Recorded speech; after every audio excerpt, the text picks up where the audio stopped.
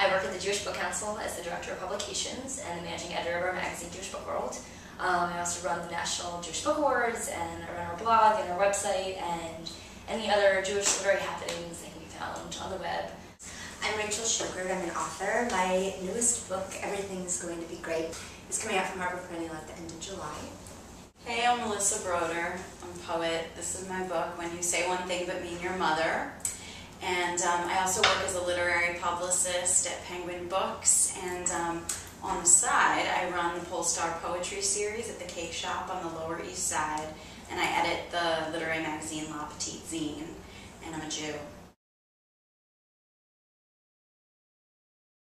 I think publishing women are the readers, right? Women seem to read so many books. So I do think that there's a lot of women sort of in positions of power in the industry in that sense. I feel like most of the people I work with day to day, just inside Harper Perennial and the imprints that I've worked with, have been women.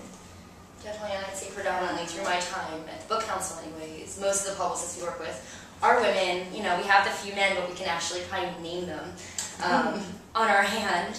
And many people we work with in the Jewish publishing world are women, which I don't know if it's, like you said, because a lot of the readers are women, and so there's just more of a connection, and so they want to be more involved in the actual industry, or what, but it definitely seems like a very female-centric business, which is kind of cool, big change. I think it's definitely a mixed bag. On the one hand, you've got, at my department at Penguin, there's 17 of us, and 16 of us are women. So looking at it that way, there's definitely women, we're behind the scenes in the book industry for sure.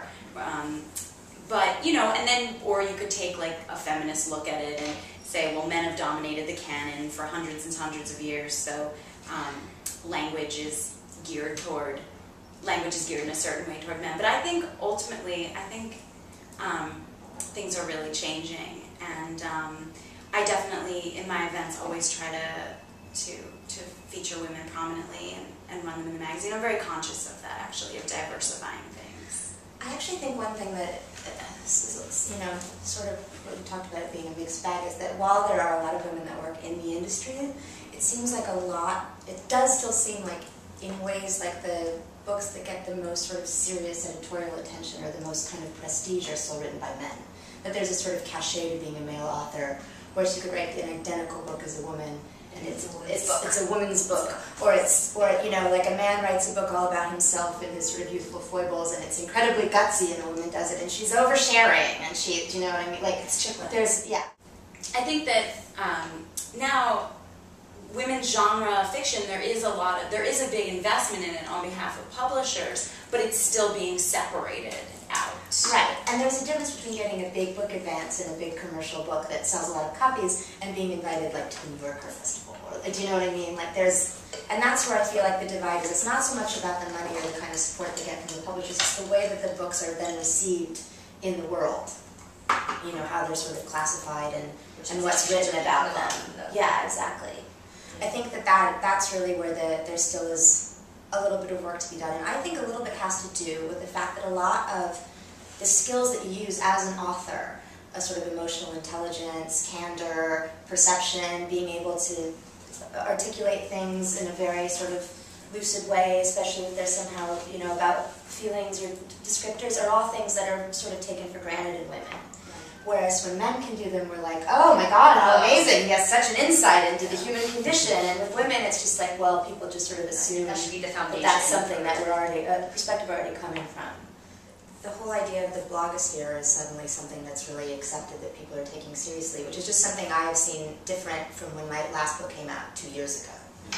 Is that at that point when I would sort of talk, like, what about these things? And everyone's like, oh, well, I don't know if anyone, like there wasn't really the same kind of... Bloggers weren't journalists. Yeah, they weren't sort of right, exactly. And now I think all those lines have blurred, which I think is terrific as an author, because you actually have an opportunity to sort of create personal relationships with your readers in a way that didn't exist even maybe 2 or 3 years ago. Just since there's been Twitter and you know that the blog sphere has opened up so much. It's great to be able to communicate with people in sort of real time who are looking at your book. So I think really exciting things are happening in the world of indie lit because of the blogosphere. You've got people coming together, and it just feels like a really hot time right now. And also, you know, in terms of my job, my day job as a publicist, you know, as we were talking about, a lot of we've lost so many daily newspapers, but with that, the blogs gain more weight, and so it's really, I think, a DIY culture is really emerging, and it's really exciting to see. I think it's exciting too. I mean, I think anytime an industry changes so much, you can either sort of freeze up and panic and think nothing's ever going to be the same, or you can sort of figure out ways, you know, that where it's different. And that, I mean, it's stupid to think that there's no artistic medium that hasn't changed. You know, like everything has changed. Music has changed, film changes, everything changes. So like you have to just sort of know that that's part of working in a dynamic field. One of the cool trends that I've been seeing, you know, in the blog world, aside from people reviewing books on their own and, you know, promoting the book, just putting the title up there, are the blog tours. Where you're traveling from blog to blog over a week and you're guest blogging for them. And actually, Melissa guest blogged for us in January, and Rachel is guest blogging for us in July. But a lot of people are tacking on 5 other guest blogging opportunities, you know, within 2 weeks and promoting that on their website as their tour. Also, the difference between the blogs and the newspapers is that stuff's, you know, the newspaper, I'm going to be using it to line my guinea pig's litter box in about a week, the Village Voice. But with the internet, that's staying up there for a long time. So, but I also think what's really exciting is all the micro presses that are emerging, because really in the past it was, I mean, especially in the poetry world, you had you know, bigger publishers, you had a set of smaller publishers, and then you had self-publishing. And now all of these micro presses are coming out, and sometimes it gets a little incestuous where you're publishing your friend's book and your friend's publishing your book. But in a way, I think the literary industry has always been that's like that. That's what a movement is, right? Yeah. That's what, like, you know, all the writers in Paris in the 20s Exactly. were. I mean, it's not.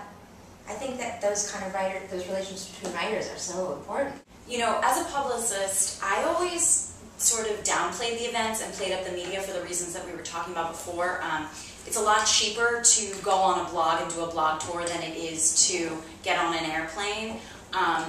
It's also a lot less work for the publicist, but also, you know, for the author, it's like less stress. And so tours over the past years in big publishing houses have really, they've really given. We're really only reserving them for bigger authors or authors with fans, authors with an audience. So I didn't see I really thought that media was much more important for me as a poet than to do readings, but I found that the readings, not only were they the most fun, but I actually sold way more books through readings than I did through media. Well, I think the children of the boomers are coming of age, you know, as writers, so it's like a new perspective that is sort of new in sort of the literary world. Right. You know, They have a this lot sort to of like third generation kind of.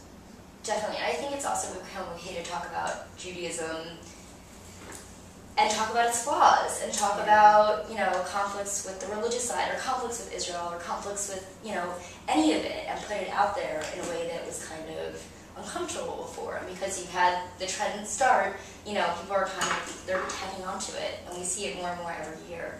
And it's a lot of women writers. A lot of women writers are coming out and, you know, saying how they feel and talking about different ways to approach Judaism that makes them more comfortable than the way of their mothers and their grandmothers, and kind of creating a hybrid of facets of their life as opposed to, you know, for their identity as opposed to just, you know, I'm Jewish, so I go to synagogue, and I kids go to Hebrew school, and, you know, this is what I will believe about Israel, and this is how I will vote, and, you know, it's okay to not be those things. And so, we're coming at Judaism slant. Yeah. You know, like I think as a writer, and you sort of, I think I felt this way even like as a child, and I think a lot of the other writers that I know did, this sense of being a little bit outside of your experience and sort of looking at it and like figuring out what it means constantly. Like there's sort of a dual sense of self, and I think that Jews also sort of traditionally inherently have that same sense of division, you know, sort of.